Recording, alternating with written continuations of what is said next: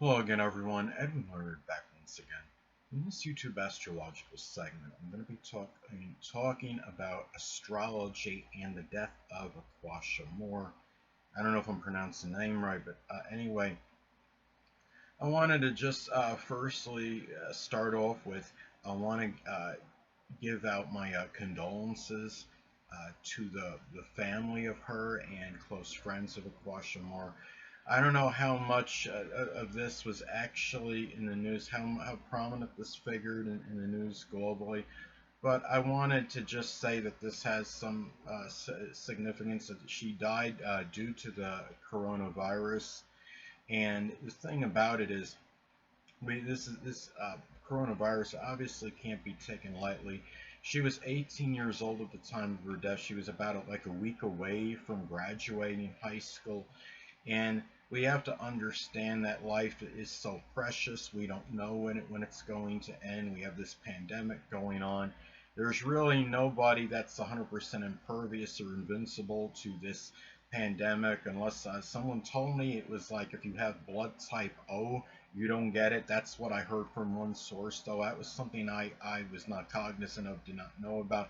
I want to talk a little bit about her chart and some placements in her natal chart, some transits which might have been tied in, sadly, to her passing. Now, one thing I noticed is that she had a yod in her yod configuration in her chart, and yods, even though they can be about monumental achievements, sometimes they could be about health issues because you have two inconjuncts that are involved in it. Now, in the yod configuration, she had it was Neptune and making the sextile to Pluto. And some of you may see this as at least a weak yod configuration because many people have the Neptune sextile Pluto in their charts. It's very generational, but the thing is, it's still. I mean, these 2 points did make the inconjunct aspect to Mercury in Cancer in her solar 12th house. Now, what I want to say, sorry, I should have said this at the beginning of the video. I don't know her time of birth, but I managed to get her date of birth off a website, and it was the date of birth is July 19th, 2001, likely Chicago, Illinois. And what I did was I improvised again. Of course, I had to do a solar sunrise chart where I put the position of the sun at the point of the ascendant. Now, going back to that yod configuration, she did have Mercury in Cancer was at that apex or focal point, that finger point of the yod. Mercury, of course, can be about breathing issues. This was in the 12th house of restrictions, limitations. Pluto, one of the planets making the inconjunct to Mercury, it can be associated with viruses.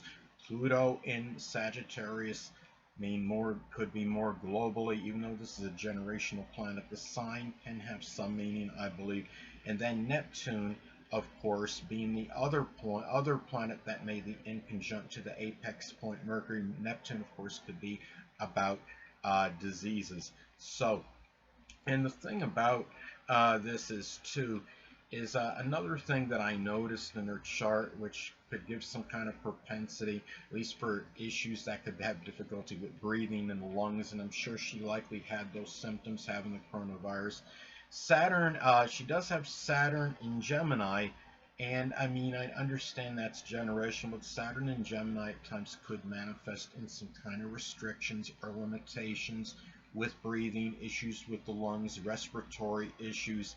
Um, Another thing, and sadly, the fact that made the conjunction to her Venus in Gemini could have maybe played a role in impacting or limiting her fun, her amusement, her enjoyment. And the thing about this too is at the time of her passing, she had transit Sun making at least a loose conjunction to the natal Saturn, so that could shine the light on those issues. And when you have the Sun and Saturn involved in a conjunction aspect in a transit, it could be about issues that are restricting, issues that might be issues that are connected with restrictions with the physical body, because the Sun in astrology can represent this physical body, and of course, being in Gemini, issues perhaps with the lungs, the breathing, respiratory, system. Now, another thing I noticed too is that in her chart, it was stated on some blog online that she had like a liver transplant when she was like in the 8th grade.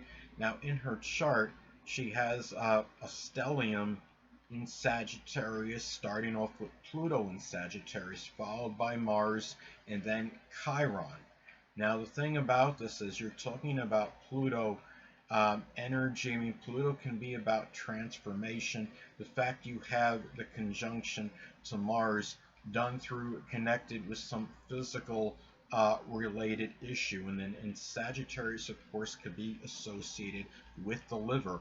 The fact that it's followed by Chiron in the stellium could add some more suffering in connection with this. And you're talking about in cases where it could be actual physical wounds in some cases. And of course, if you're going to have a surgery of some kind, it's going to be connected with physical wounds and incisions. Mars can be about incisions as well. And anyway, and another thing that I noticed in her chart was that she also had, at this time of her death, as far as a transit goes, she had transit Pluto in the 6th house of health. And transit Pluto in the 6th can sometimes indicate issues that of a physical nature that could be Pluto related. In this case, Pluto is connected with viruses. It made at least a loose opposition to her natal sun in Cancer. The sun can be about our vitality, physical issues, and energy. Now, the fact the sun in Cancer is not exactly known for a robust constitution and vitality. Anyway, Cancer and Pisces tend to have weaker immune systems. And the thing about, because their constitution is generally lower, they have less resistance to physical issues. So they're more sensitive in their chart to transits, which could affect their physical health and vitality.